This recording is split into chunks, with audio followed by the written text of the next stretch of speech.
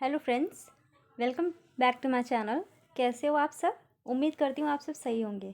Friends, जो आज का टॉपिक होगा वो 11th की पॉलिटी है, संविधान क्यों और कैसे, उसका 5th यूनिट है न्यायपालिका। ठीक है, इससे पहले जो भी आपका कॉन्स्टिट्यूशन है, फंडामेंटल राइट्स है, लेजिस्लेचर है, एग्जीक्यूटिव है, उसकी वीडियो मैंने अपलोड करके यूट्यूब पे डाल दिए हैं, आप लोग देख लीजिएगा। नोट्स बहुत अच्छे हैं आपके हिसाब से, और आप लिखना चाहो तो लिख सकते हो वीडियो पोस्ट करके। और मेरे वीडियो अच्छे लगे तो प्लीज़ लाइक शेयर कमेंट ज़रूर करें। स्टार्ट करते हैं। सबसे पहले जुडिशरी हम देखेंगे, जुडिशरी क्या है। तो देखो फ्रेंड्स, न्यायपालिका की, सिर्फ अगर हम न्यायपालिका की बात करते हैं तो ये क्या है, ये क्या करती है, सरकार का तीनों अंग तो है लेकिन ये क्या करती है, कानून की व्याख्या करती है। राइट, आपको अच्छे से पता होगा ये क्या करती है, कानून की व्याख्या करती है। अर्थात जो कानून में अर्थ लिखित होते हैं ना, वो हमें समझाने का काम करती है। ठीक है, क्या करती है, कानून की व्याख्या करती है। ठीक है फ्रेंड्स, देखो यहाँ पे जो जो चीज़ें वैसी इंपॉर्टेंट है उसको आप अंडरलाइन कर सकते हो कि कानून की व्याख्या करती है। आगे देखो, अगर हम न्यायपालिका के महत्व की बात करें, ठीक है, तो इसके महत्व की देखो, तीनों अंगों का महत्व है, लेकिन किस न्यायपालिका किसी अच्छे सरकार की कसौटी है। अच्छे सरकार की परख इस बात से ही हो जाती है कि उसकी न्यायपालिका कितनी निष्पक्ष, कुशल और स्वतंत्र है। ठीक है फ्रेंड, अगर कोई भी जुडिशरी को देखोगे, किसी भी सरकार को देख रहे हो, अगर वहाँ पे एग्जीक्यूटिव लेजिस्लेचर ठीक है, लेकिन अगर जुडिशरी ख़राब है ना, तो गवर्नमेंट की जो नींव होती है ना, इसका मतलब होता है नींव हिल रही है। ठीक है, नींव किसी काम की नहीं है। ठीक है, वहीं अगर न्यायपालिका स्वतंत्र और निष्पक्ष है, इसका मतलब क्या है, वो एक मजबूत सरकार की कसौटी दिखाती है, मजबूत सरकार की आधारशिला को निर्मित करती है। ठीक है फ्रेंड, तो ये न्यायपालिका का महत्व। अगला पॉइंट देखो, ये कार्यपालिका और विधायिका को उनके लिमिट यानी उनके लिमिटेशंस को तय करती है कि आपको अपने दायरे के बाहर नहीं आना। ठीक है, अगर वो किसी भी चीज़ का कोई कार्य करते हैं और हमारे संविधान की अवहेलना हो रही है, तो हम क्या, न्यायपालिका क्या करेगी, उस चीज़ को रोक देगी। आगे चल के हम न्यायपालिका के कार्य को भी देखेंगे और इसका महत्व भी देखेंगे, तो आपको उसमें पता चल जाएगा। ठीक है, प्लस संविधान में जो लिखित नागरिकों के मौलिक अधिकारों की जो गारंटी है ना, वो न्यायपालिका ही लेती है।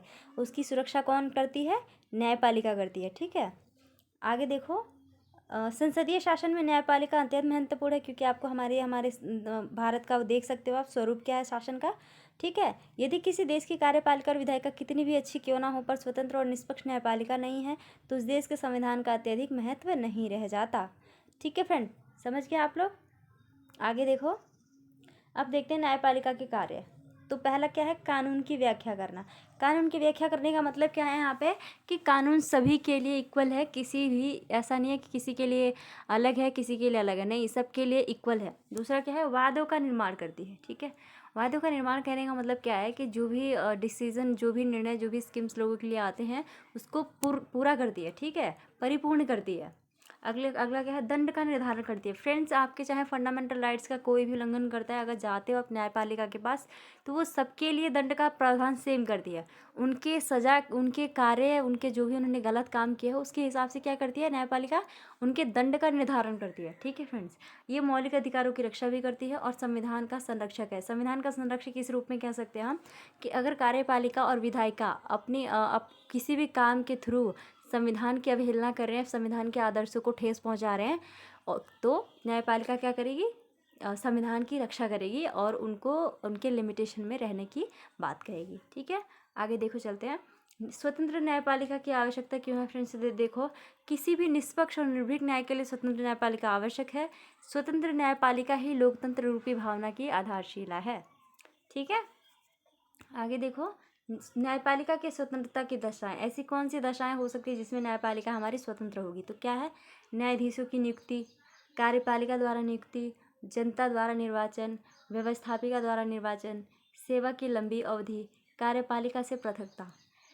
ठीक है, कार्यपालिका से पृथकता का मतलब क्या है, कि जो तीनों हमारे सरकार के जो तीनों अंग है, वो अपने अपने दायरे में रहकर काम करे, कोई भी एक दूसरे के मामले में इंटरफेयर ना करे। ठीक है, आगे देखो, निष्कर्ष के तौर पे अगर हम कहें तो निष्कर्ष क्या है, उपरोक्त सभी दशाएं न्यायपालिका की स्वतंत्रता के लिए आवश्यक हैं। स्वतंत्र और निष्पक्ष न्यायपालिका लोकतंत्र की नींव है। इस प्रकार से न्यायपालिका क्षमताशील और सभ्य समाज के निर्माण में सहायक और विकास का वाहक भी होती है। ठीक है फ्रेंड, तो ये जो न्यायपालिका हमारा जो 5th यूनिट था, ये आज फिनिश हो गया। कल मैं 6th यूनिट इसका डालूंगी। ठीक है, और इससे रिलेटेड कोई क्वेरी है, आपको नहीं समझ में आ रहा है, तो तो भी आप मुझे कमेंट में बताइए। और मेरे वीडियो आपको अच्छे लगे तो प्लीज़ मेरे वीडियो को लाइक, शेयर, कमेंट और मेरे चैनल को सब्सक्राइब करना मत भूलिए। न्यू चैनल है तो प्लीज़ सपोर्ट, और घर पे रहिए, सुरक्षित रहिए। Thank you.